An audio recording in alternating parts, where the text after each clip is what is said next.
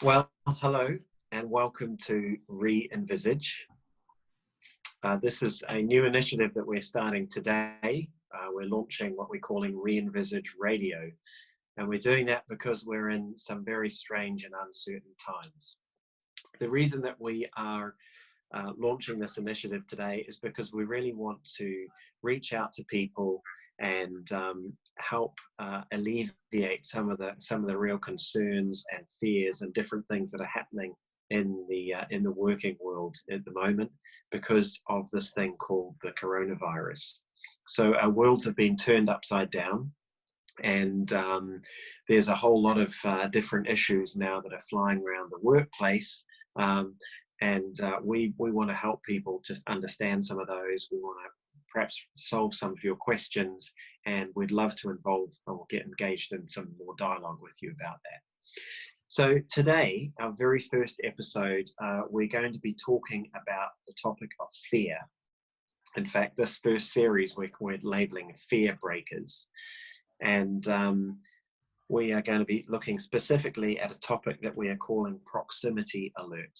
And we're going to tell you more about that in a minute. But before we jump into our topic, it's probably good that I introduce myself and I introduce my colleagues as well. So I'm Andrew.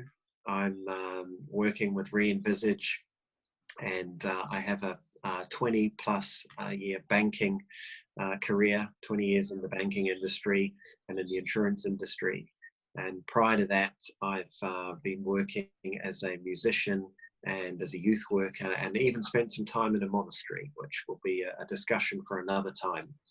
I'm presently working as a consultant for Re-envisage and helping leadership teams engage on different challenging topics. And so now we have to rethink our world, and we are going to do that by having these types of conversations online. Rob, would you like to introduce yourself? Yeah, hi. So my name's Rob Parry. I'm a coach and have worked with quite a number of leadership teams, helping them rethink their culture and come into a greater awareness of what I call rehumanizing the workplace, which for many people who are thrust into a leadership position, often that happens for them because of their ability in the technical side of their profession or career.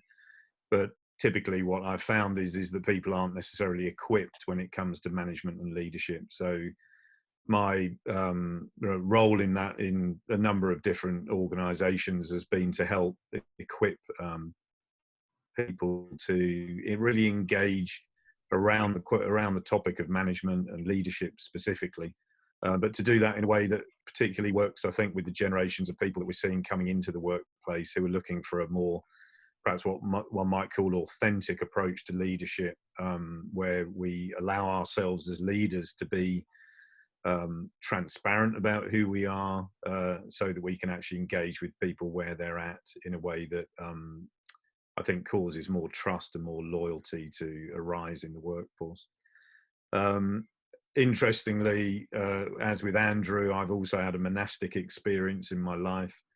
So one of the things I'm very passionate about is helping people come to a place of stillness, because I think that is increasingly necessary actually in the world today, in this fast moving world today. So for me, this time of some people might think of as incarceration, I'm actually somewhat familiar with it, and it isn't too stressful for me. But talking to friends and colleagues, I'm understanding that actually there's a lot of challenge that's coming because of the shift in proximity, and that's one of the topic that we're going to be looking at today. So there's a number of issues around proximity. And of course, as we've been hearing in the UK with the Prime Minister announcing about the need for social distancing, etc., this is another one of the things that seems to happen on a more frequent basis, is the word that we've never heard before all of a sudden becomes very important to us. Yeah. So social distancing, we're going to be unpacking that around the idea of proximity. Great. So that's a little bit from me. And I'll pass over to George now, just to introduce yourself, George. Yeah, hi everybody. My name is George, and I'm really I believe that there is an opportunity we have today in the world. I feel that there is a new birthing in our world today. There are new avenues coming out, and it is tough, it is difficult, but I think the shaking that is happening, it's bringing this newness. And also I've been looking into the area of young people. And this I've been for the last decade dedicating myself into, you know, really coming alongside and understanding the youth culture and helping the youth to actually figure out to find a place and a space in today's society, and help them actually not only discover what the God-given talent that they have and their place, but also to be able to help them steward that and also make sense of that in this world of technology and in this world of post-industrial revolution. I'm so looking forward to see what Re-envisage will offer in this season, because that's something that Andrew, Rob, and I, we were talking about recently, about how can we help the executives, and how can we help the young professionals to make sense of all this. And back to you, Andrew. Great. Thanks, George. Thanks, Rob. So, George, I know you've also studied as a management consultant and worked as an auditor in the business sector prior to the youth work. And Rob, I think you're an architect as well, by profession. So we're bringing together quite a rich and diverse background. And by the way, George also spent some time in the monastery. I hope you don't mind me saying that. So our heart is to help businesses. And these are unprecedented times. So we're giving this program for free because we really want to, we've been having some amazing dialogue. We want to share that with you. We'd love to engage with you on that. And then if we can help you further, we'd love to do that as well. So breaking fear, doesn't matter whether you're speaking perhaps to your family members or to work colleagues on the phone or whatever, but I feel like right now across the country and indeed across the world, I was speaking to my parents in New Zealand today, there's just fear sweeping across the environment. And that is not a good thing, because fear is really destructive and it's quite immobilizing. And I think there's a lot of uncertainty. So we just want to help break that down and into little piece by pieces and really have a conversation around how do we break free of fear, and what are some of the drivers behind fear, and then more importantly, what can we do about it? Like, there's so much that we personally can do to be able to move from that position of being immobilized or trapped in fear to actually having a real positive mindset and capitalizing on this opportunity. And I think that this is the times that we're in are actually going to emerge new ways of doing business and new opportunities and new ways of relating to each other. We've just demonstrated for you actually a really important thing to do in this time. And that is, we've taken quality time to talk about who we are with you. So we've shared a little bit of our backgrounds. And as we're doing business, one of the things I would suggest and say that we need to do in this time is we need to take the time to invest in connecting with each other and learning about how we're doing and where we're coming from. And it might be how we're doing in the context of, hey, what have you done for the last 10 years? If it's an introduction conversation like this one, or if it's with your work colleagues, it's like, hey, how's it going for you today? Like, how's that whole home working environment going? We're practicing it here. So each of us, we'd normally be together in an office, but we're in our respective homes. We're hoping we don't get interrupted, but that might happen. We just don't know. My son is playing outside there. I'm in my garden office, and George's wife is an architect, and she's working from home as well. So, these are the times that we're working in now. Okay, so proximity alert. Rob, you were the one who really sort of came up with this idea. What's it all about? Why don't you tell us what it's about? And then we're really gonna tackle 3 elements of it. We're going to be hopefully quite sharp and short on each of them, and we'll hopefully give you something to think about and act on. Yeah. Well, yeah, it came out of, I think it was just a couple of days ago, we were brainstorming around some of the challenges that we were facing as individuals, but also things that we were hearing elsewhere. And this came to mind for me, the term proximity alert. And I think the first topic, or the thing that actually prompted me to think about this, was the fact that all of us now are in situations which were unfamiliar to us even just a few days or a few weeks ago. And particularly with respect that now most of us are in our homes for much longer periods of time consecutively than we would have been a few weeks ago. So, of course, what that means is that we're now in proximity with our wife, our husband, our children, other relatives, perhaps friends that we live with. But it means that we're in contact with those people for much greater periods of time than we otherwise would have been. And it's perhaps something, it's a bit of one of those sort of invisible things. We think, well, actually, what's so different about that? But the reality is that our lives up until recently have been filled with so many distractions, and I would put work as one of those things. It's a healthy, positive thing that fills up our time. But nonetheless, in a way, it's a distraction. And when those things are taken away and we're suddenly thrust into a situation where we're having to be in proximity with people for much longer periods of time, that, of course, it can bring up all sorts of challenges which perhaps otherwise we wouldn't need to address.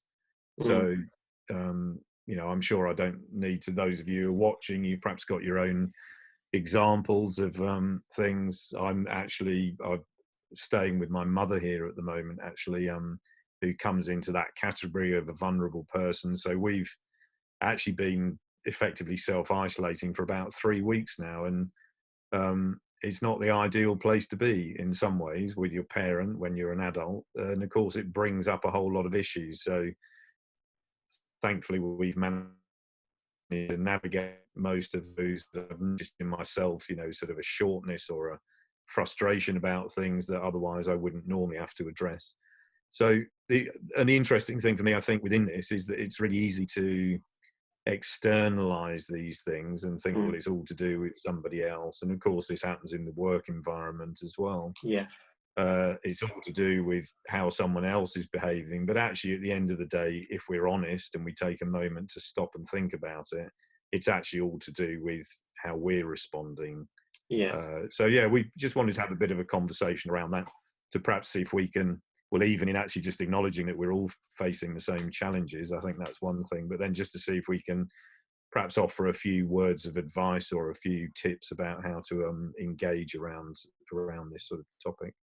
No, that's good. So you've alluded to the first one there as well, with that the fact that too close, right? So the three areas that we want to talk about in this proximity alert is one is too close, which we'll talk about in a minute. The second one is too far. So actually it's the opposite of too close, because suddenly now we're in an environment where work relationships in particular, we are now entirely remote, and that presents a whole pile of challenges. And then there was too many unknowns, which is more of a time awareness one.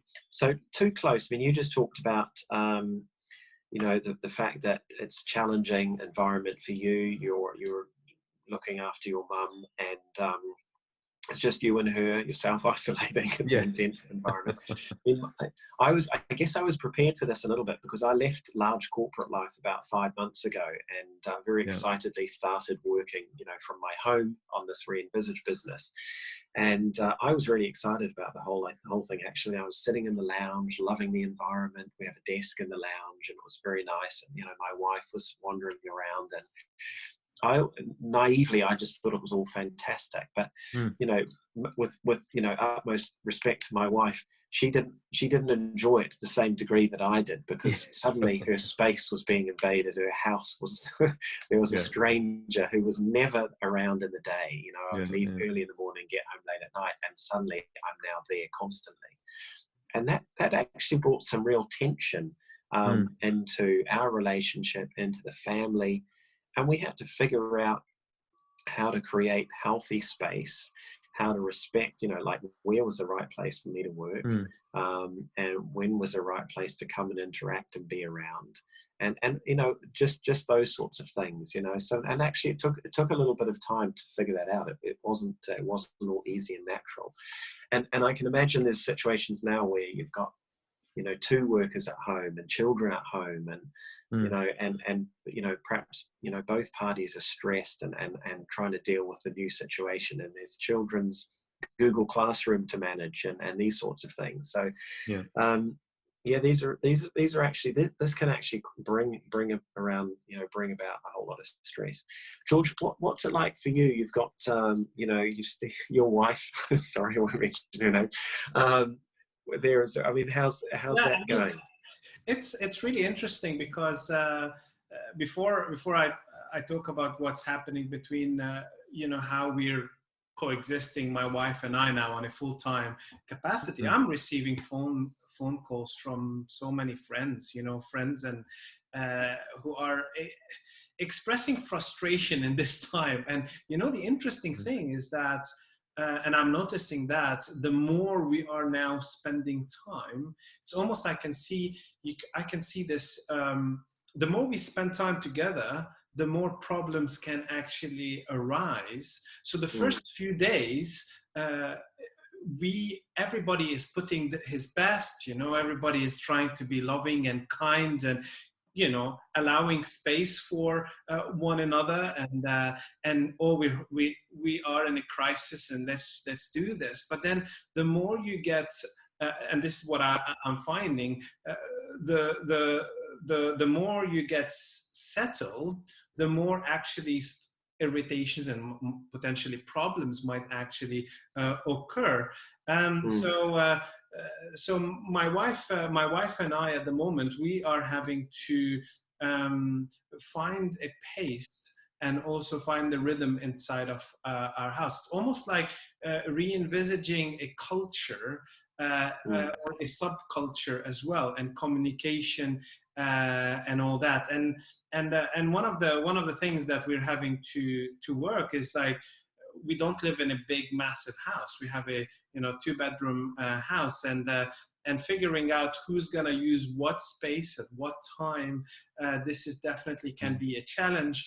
Like now, for example, I have a Zoom meeting, and I expressed to her that she can come in at any time, it's okay, but there is this thing in her background or in her mind, no, I don't want to interrupt him, and we're living all in this same space, and this potentially can actually become a source of irritation and potential hazard. So